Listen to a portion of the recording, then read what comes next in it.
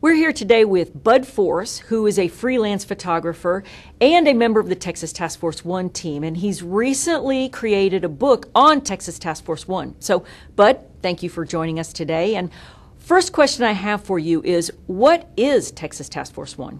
Texas Task Force One is an urban search and rescue team. What that means is that they respond primarily to structural collapse and water rescue events. The team was founded in 1997 by Dr. G. Kimball Bennett, who is the current Vice Chancellor of the Texas A&M University system.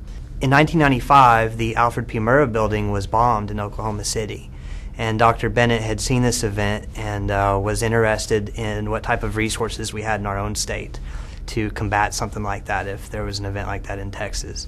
And so he sort of was this visionary and had this idea to put together an urban search and rescue team that specialized in those types of disasters.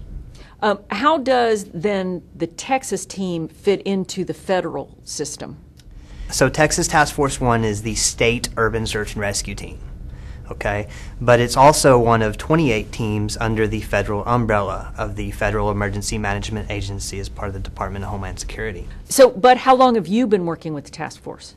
I've been with the team since 2005. My first deployment was Hurricane Katrina in New Orleans, Louisiana. So what was your inspiration for the book? What made you decide to put together this book of photographs and stories on the people? You know, I came into the team primarily as sort of this lay person. I'm a freelance photographer by trade, so I wasn't coming onto the team as, you know, where my day job is a firefighter or some type of emergency response personnel. Whenever I came, I started working with those types. I started working with firefighters and medical specialists and canine handlers and even structural specialists and engineers. But I noticed the cohesiveness of the team, the ideological cohesiveness was one of hey, we're here to help other people, and that's what we want to do. And it's that transparent with the members. They just really want to go out and help other people. And you usually don't see that in everyday society. And so I saw how heartfelt it was. And I did some market research and saw, hey, there's nothing else about search and rescue that's out there. And I would come back from deployments and I would talk to my friends and I'd be like, man, we did this and these responders saved all these people and there was all this stuff and nobody knew anything about it. And I was like, man, there's a real disconnect from what's going on in the field and what the general public is seeing on their television screens, you know, or what they're reading about. And so I wanted to, you know, create something that sort of showed, hey, here's what these people are doing in the field. They're not out there doing it to try to be heroes. They're not doing it to try to get publicity. They're just doing it because it's their job and that's what they want to do. And I wanted to show that, you know, I wanted to show that to the general public and say, hey, you know, take a look at these guys and these women and see what they're up to. So, Bud, tell me about the book. The name of the book is Texas Task Force One, Urban Search and Rescue. It's published by Texas A&M University Press, and it covers the history, the operations, and the training of Texas Task Force One, in addition to how we work with our canines, and it delves a little bit into the mentality of the responders themselves, why responders do what they do. The book is a collection of my photography I shot while on deployment with Texas Task Force One.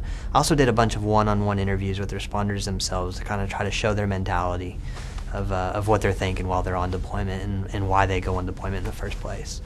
I've also tried to touch base on giving the public an understanding of who these people are, where they come from, what it's like whenever they get that initial call to go out to a disaster, you know, how they get out there. How that infrastructure works within their own family, you know, it touches base on all those little different sections, trying to give a well-rounded view of what this system is and how it works, and not just the generalized knowledge of what the system is, but how it works on a personal level, you know, from the responders themselves, you know, to their families. You have some really nice photographs in this book. How did you get those, and what was that like for you personally to get those photographs? When I deploy with Texas Task Force One, I'm usually on some sort of front line, trying to capture imagery that we can use for reconnaissance purposes and to share with the media and the general public. What that lends into is, as you can imagine, just a number of unique situations that you're in whenever you're out there in a disaster environment, you know, trying to capture this stuff. A lot of the times whenever I'm out with the team, I mean, we are on the front of the front. The media hasn't been there yet. Nobody has been there. And so it's just a very unique, dynamic situation that you learn to adapt with, to capture images. So you mentioned that you've deployed with the task force. Can you tell me a unique story from one of those deployments? Yeah, I've been to a number of deployments: Hurricane Katrina, Rita, Ike, several floods, all over. Probably the most unique situation I've personally encountered while being on deployment was encountering a female African lion on Bolivar Peninsula down by Galveston Island, just off the coast of Texas. And what happened with this? Was it just loose, or? We were on a response for Hurricane Ike near Galveston Island, and we were doing a wide area search, and we came across this church. And taped on binder paper to the front door of this church sanctuary was a note, and it said, "Do not enter church, African lion inside."